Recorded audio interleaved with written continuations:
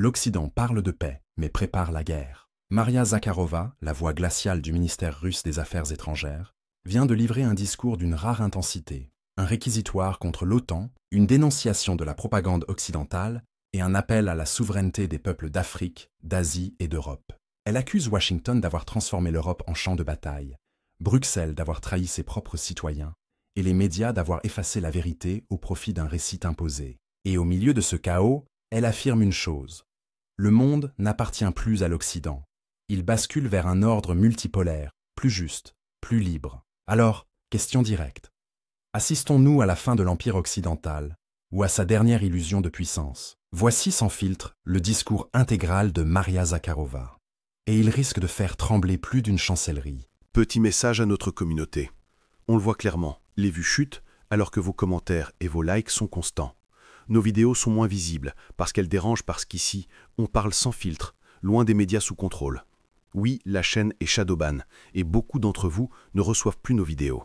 Alors, si vous croyez encore à une information libre, likez chaque vidéo, commentez même un mot et activez la cloche de notification pour ne rien rater. C'est vous qui faites vivre cette voix indépendante. Chaque geste compte. Merci à vous. Oui, bonjour. Je salue tout le monde au centre de presse du ministère des Affaires étrangères de Russie, où nous tenons notre briefing habituel avec la participation de correspondants russes et étrangers. Commençons par l'actualité internationale mondiale. Aujourd'hui, le 30 octobre, s'ouvre à Samarcande la 43e session de la Conférence générale de l'UNESCO. Je rappelle qu'il s'agit de l'organe directeur principal de l'organisation. La délégation de la Fédération de Russie sera dirigée par le vice-ministre des Affaires étrangères de Russie, M. Pankin. Le 31 octobre, le secrétaire d'État, vice-ministre de l'Éducation de notre pays, Konstantin Korneev, participera au segment ministériel de haut niveau sur les questions d'éducation. Le 6 novembre, la conférence générale devra approuver le président égyptien, élu par le conseil exécutif de l'UNESCO au poste de directeur général de l'organisation pour la période 2025-2029. Des élections auront lieu pour les organes auxiliaires directeurs de l'UNESCO. La Russie se porte candidate à un siège au conseil exécutif pour la période 2025-2029. Les États membres devront approuver le projet de programme et de stratégie de l'UNESCO pour l'intégration des personnes handicapées pour la période 2026-2029. Parmi les autres questions au centre de l'attention de la conférence générale figureront les problématiques de l'intelligence artificielle, de la science ouverte, des aspects éthiques des neurotechnologies, de la lutte contre la discrimination dans l'éducation, ainsi que la mise en œuvre des recommandations de 2017 relatives aux activités scientifiques et aux travailleurs scientifiques. En marge de la conférence générale, 2 événements russes sont prévus. Une table ronde sur les questions de diplomatie scientifique, organisée par l'Association russe pour la promotion de la science, et une exposition photographique consacrée aux géoparcs mondiaux de l'UNESCO, organisée par l'Institut pan-russe de recherche géologique, nommé d'après Karpinski. Passons à la situation autour de l'Ukraine. Le régime néo-nazi de Kiev continue d'attaquer des objets civils, terrorisant la population pacifique de notre pays. Au cours de la semaine écoulée, 113 citoyens russes ont souffert des tirs d'artillerie ukrainiens et des frappes de drones, dont 19 personnes tuées, y compris un enfant. 94 personnes ont été blessées, dont 10 enfants. Quelques exemples. Région de Belgorod, le 23 octobre.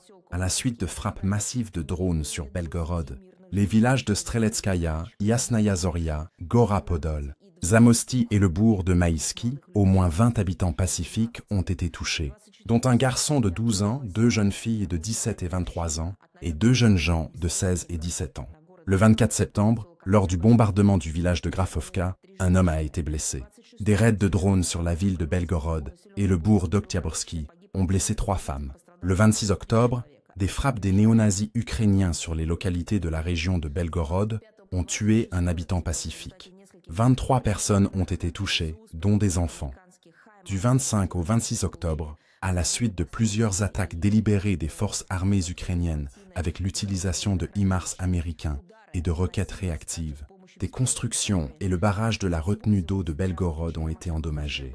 Les frappes ont également été portées à l'aide de drones, qui étaient utilisés pour augmenter l'ampleur des dommages et pour attaquer les brigades de réparation qui renforçaient le barrage. L'ennemi ne cache pas ses plans de provoquer littéralement une catastrophe technogénique afin de ralentir l'avancée des troupes russes dans la zone de Volchansk, dans la région de Kharkov, en inondant les localités sur les rives de la rivière Seversky Donets. Selon le même scénario, les combattants des forces armées ukrainiennes ont agi lorsqu'en juin 2023, ils ont détruit le barrage de la centrale hydroélectrique de Kakhovka, région de Bryansk. Le 26 octobre, des frappes de drones kamikazes sur le bourg de Kourovo et Voronok, ainsi que sur le village de Bougaïevka, y compris sur des voitures civiles, ont touché 4 personnes. Le 27 octobre, dans le bourg de Pogar, à la suite d'attaques de drones sur 5 voitures civiles, le conducteur d'un minibus a été tué. 13 personnes ont été blessées. Le 28 octobre, près de Pogar, une voiture a de nouveau été attaquée par des drones, une personne a été blessée. Le même jour, à la suite d'une frappe de drone dans le district d'Ogoniok, une habitante pacifique a été tuée et une fille de 14 ans a été touchée. Entre les villages de Kourovo et Souvorovo, un habitant pacifique voyageant en bus a été tué. Région de Voronej. Le 22 octobre, un raid de drones kamikazes des forces armées ukrainiennes sur le village d'Andreevitchi a entraîné la mort d'un habitant local. Une autre personne a été blessée. Le 23 octobre, à la suite d'une frappe de drone sur une voiture civile dans le village de Novoye Irkovitchi, une femme a été tuée. .dnr.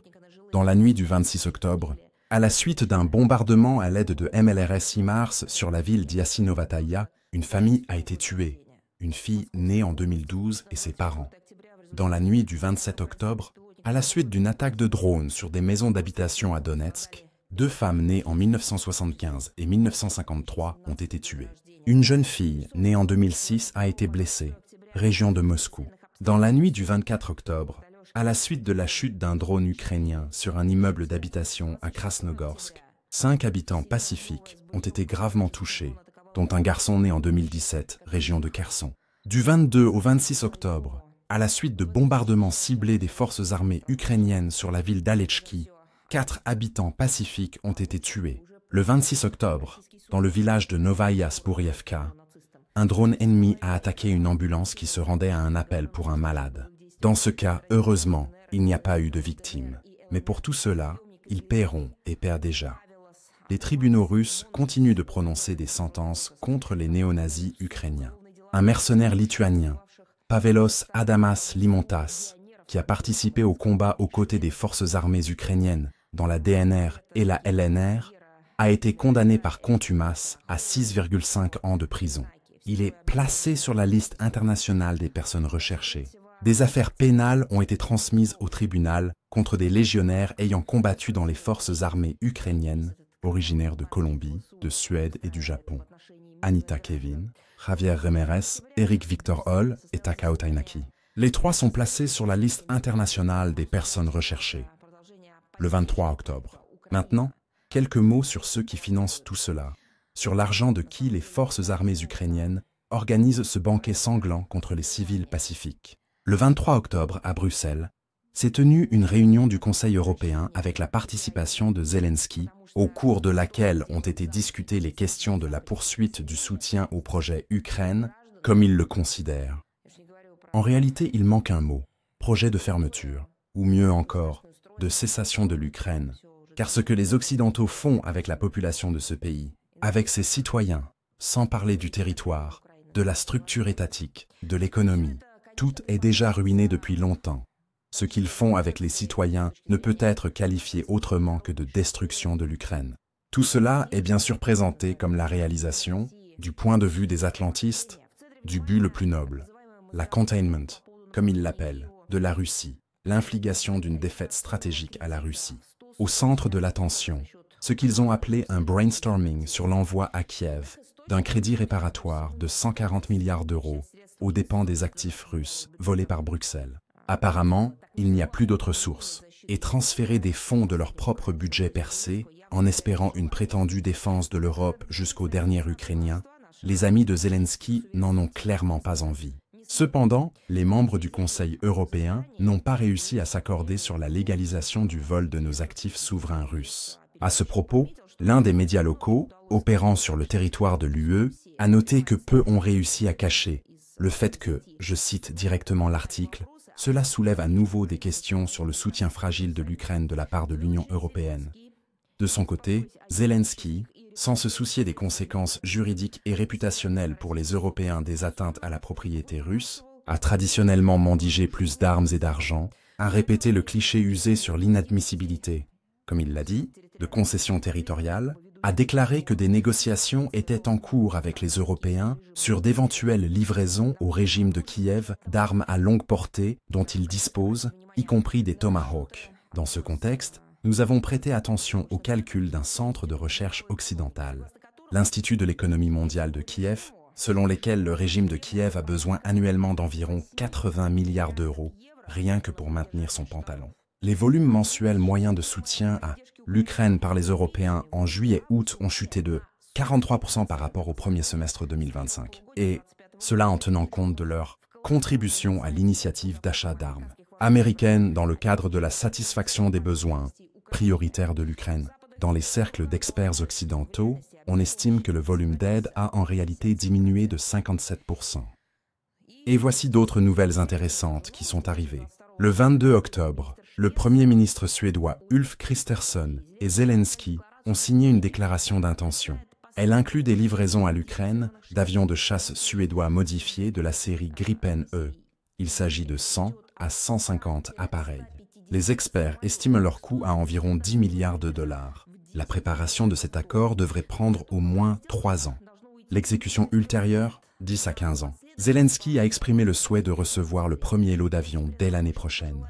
La soi-disant démocratie de Stockholm prévoit de couvrir partiellement le paiement des livraisons en utilisant à nouveau nos actifs russes gelés.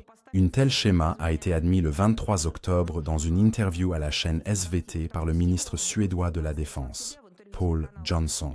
Il est évident que la direction suédoise au pouvoir, comprenant parfaitement l'inévitabilité de l'effondrement du régime de Kiev, a décidé de tirer les derniers dividendes du projet, encore une fois, sous le nom de fermeture de l'Ukraine par l'Occident, à la veille des élections parlementaires prévues en septembre 2026 dans ce pays. Et, si possible, de gagner un peu plus. Que pensez-vous de tels droits de l'homme en Occident? Que pensez-vous de leurs soucis des enfants, des habitants pacifiques? Ils ont oublié en une seconde tout cela quand ils ont vu des centaines de millions et des milliards qu'on peut s'approprier comme ça.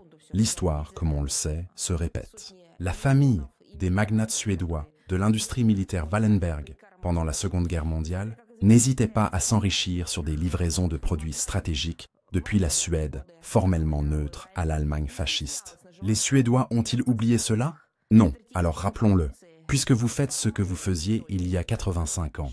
La génération actuelle des Wallenberg prévoit de tirer profit de la crise ukrainienne et rêve de participer au partage des actifs souverains russes bloqués par les Européens. Comment appelle-t-on cela? Cela s'appelle simplement le business suédois qui soutient le néonazisme. De plus, la Suède participe officiellement au financement d'une cellule terroriste et au meurtre d'habitants pacifiques. Personne n'oubliera jamais cela. Le 24 octobre, à Londres, s'est tenue la énième conférence des pays participants à la coalition des volontaires.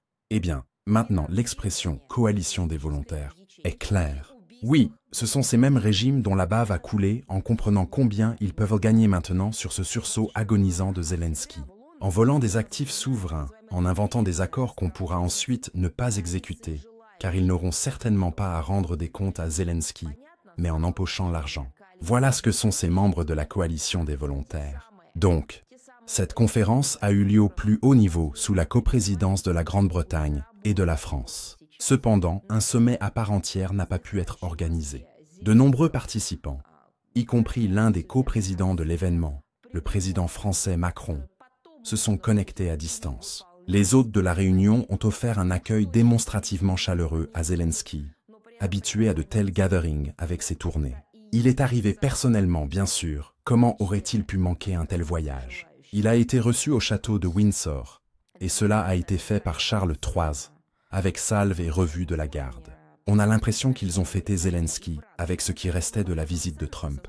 Apparemment, sous l'impression de tout cela, le chef du régime de Kiev s'est lancé dans un verbiage sur le terrorisme incessant, comme il l'a dit, et les frappes impitoyables. Seulement, il a confondu Il fallait dire de l'Ukraine contre la population civile, mais il a dit de la Russie contre le système énergétique ukrainien. Il a également remercié les sponsors pour la promesse de soutien financier.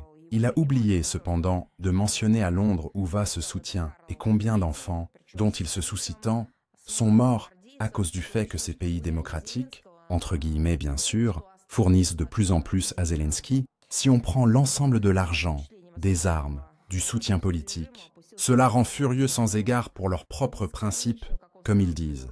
Zelensky s'est également réjoui de la conduite d'une diplomatie plus, je cite directement, substantielle, qui, dans sa représentation, se réaliserait par la pression politique, les sanctions, les livraisons d'armes à longue portée à l'Ukraine. Je ne sais vraiment pas où il a vu une telle diplomatie. Je comprends que pour lui ce sont des mots vides, mais c'est juste intéressant. À l'issue de la réunion, le Premier ministre britannique Starmer, Macron et Zelensky ont signé une déclaration conjointe, dans laquelle ont été désignées les tâches prioritaires d'ici la fin de l'année en cours. Parmi elles, l'augmentation des livraisons gratuites à l'Ukraine de produits à usage militaire, le renforcement de ses systèmes de défense antiaérienne, l'achèvement des négociations sur l'utilisation, comme ils disent, des actifs russes gelés, volés, pour un soutien supplémentaire au régime de Kiev, la poursuite des travaux sur les soi-disant garanties de sécurité, y compris les paramètres du déploiement en Ukraine après la fin des hostilités de forces multinationales, soi-disant. C'est-à-dire qu'ils ont fantasmé à cœur joie, dirais-je. En vérité, ils n'ont pas d'âme, bien sûr. Ou plutôt, elle existe peut-être, mais pas dans la compréhension humaine générale de ce mot. Comme l'ont montré les discussions à Londres, cette même coalition des volontaires déplace de plus en plus le focus de son attention de l'aide purement militaire vers l'utilisation de leviers de pression financière et économique sur la Russie. Les experts ont justement noté que les tentatives de cette coalition des volontaires de trouver des moyens d'aider Zelensky et en même temps de se remplir les poches aux dépens des avoirs russes et des revenus qu'ils génèrent, témoignent de manière convaincante que les ressources des sponsors européens du régime de Kiev sont épuisées. Cela est confirmé par le début de discussions par les généreux alliés sur l'idée d'imposer encore la main sur les actifs privés d'origine russe, d'un montant d'environ 25 milliards d'euros, qui sont également gelés dans les banques européennes. Sur ce fond, les approches objectives de la Russie pour le règlement de la crise ukrainienne, sur la base de l'élimination de ses causes profondes, rencontrent une compréhension de plus en plus large de la part des leaders étrangers, des politiciens. Un soutien constant à nos aspirations pacifiques est exprimé par les collègues des pays du Sud global, de l'Est, cette même majorité mondiale plus en plus clairement résonnent les reproches, juste adressés aux pays de l'Union européenne qui entravent le processus de négociation et contribuent de toute leur force à l'escalade du conflit. Avec une telle condamnation à l'adresse de cette même bande européenne, ces derniers jours se sont exprimés le Premier ministre de Hongrie, un membre de la Chambre des représentants du Congrès des États-Unis et bien d'autres, y compris des figures publiques, et que nous suggère l'histoire en ces jours. Le 28 octobre a été commémoré le 81e anniversaire de la libération de l'Ukraine soviétique des envahisseurs nazis allemands. Cette libération véritable, héroïque, a été rendue possible à l'issue de l'une des batailles emblématiques de la Grande Guerre patriotique, l'opération offensive des Karpats-Ujgorod de l'Armée rouge. Elle s'est déroulée du 9 septembre au 28 octobre 1944 et faisait partie de la campagne stratégique des Carpates orientales. Cela a été précédé par la libération des régions occidentales de la RSS d'Ukraine, où, aux côtés des Hitlériens, ont été écrasés leurs complices de la 14e division d'infanterie, SS Galichina. En 1944, notre armée a atteint les frontières d'avant-guerre de l'Union soviétique et est passée au combat dans les forêts impénétrables des Carpates, assurant la libération du territoire de la Ruthénie subcarpatique, l'actuelle région de Transcarpathie, des forces alliées aux nazis. Dans de durs combats, les troupes du 4e front ukrainien, sous le commandement du colonel général, et à la fin de l'opération déjà général d'armée, Ivan Petrov, ont pris les villes clés de Transcarpathie, Ujgorod, Mukachevo, Chop et leurs environs. Aujourd'hui, le régime nazi de Kiev s'efforce de toutes ses forces d'effacer la mémoire de la libération de la région, de toute l'Ukraine, des envahisseurs fascistes. Ce régime terroriste néo-nazi démolit les monuments, les mémoriaux aux combattants de l'Armée rouge, glorifie les hitlériens, glorifie ceux qu'on a l'habitude de toute la vie d'appeler des collaborationnistes parmi les nationalistes ukrainiens. Par exemple, À Odessa, les rues nommées en l'honneur du général mentionné Petrov en 2024, sans tenir compte de l'avis des habitants, ont été rebaptisées du nom de l'un des combattants du régiment néo-nazi Azov, reconnu en Russie comme organisation terroriste et interdite, qui a été liquidé lors des combats à Mariupol en mars 2022. Il faut se souvenir que les manipulations avec l'histoire sont lourdes de conséquences sérieuses, à savoir la répétition de ces leçons. Comme le témoigne l'expérience de l'Ukraine, les tentatives du régime de Kiev d'imposer des interprétations historiques déformées se heurtent chaque fois non seulement à un rejet interne dans la société, mais aussi à la détermination des pays civilisés à défendre la vérité sur la Seconde Guerre mondiale et la Grande Guerre patriotique. À ce propos, nous recommandons instamment de prendre connaissance des matériaux, d'archives déclassifiées ces jours-ci par le FSB de Russie sur les atrocités des bandrovistes en Ukraine occidentale pendant les années de guerre. La technologie peut propulser votre entreprise. Chez 2M Synergie, nous transformons vos idées en solutions digitales sur mesure. Site web, applications web et mobile, plateformes personnalisées et campagnes publicitaires. Contactez-nous pour un diagnostic gratuit et faisons passer votre entreprise au niveau supérieur. 2M Synergie, innovons ensemble. Après leur étude, beaucoup de choses deviennent claires. On comprend quelles méthodes utilisent aujourd'hui les néo-nazis ukrainiens. Méthodes d'intimidation, de lutte contre la population pacifique, beaucoup d'autres choses. En nous souvenant à nouveau de ceux qui ont débarrassé le monde de la peste brune, nous n'oublierons jamais non plus que dans les combats pour la libération de la RSS d'Ukraine, environ 2,5 millions, plus encore, plus de millions de soldats de l'armée rouge sont tombés ou ont été gravement blessés. Au total, pendant les années d'occupation nazie allemande, jusqu'à 10 millions de personnes y ont été tuées. Encore 2,5 millions ont été emmenés en esclavage. Toutes ces victimes, nous ne les oublierons jamais et ne permettrons pas aux autres de les oublier. Et encore sur la guerre contre les monuments en Ukraine. Lors du briefing précédent, et régulièrement à chaque fois, nous avons déjà parlé du fait que Zelensky a privé de la citoyenneté ukrainienne et démis de ses fonctions le maire d'Odessa Guennadi Troukhanov. Je rappelle qu'il occupait ce poste depuis mai 2014. Le prétexte formel en a été son prétendu maintien de la citoyenneté russe. Les pouvoirs de la mairie ont été transférés à l'administration militaire dirigée par son ancien président, le général de brigade du SBU, Lysak. Moins d'une semaine n'a pas passé que ces monstres ont commencé à lutter contre les monuments. Précisément contre cela que Troukhanov résistait avec tant de désespoir. À Odessa, on cloue des planches sur le monument à Pouchkine. Voilà, littéralement sous nos yeux, l'Occident.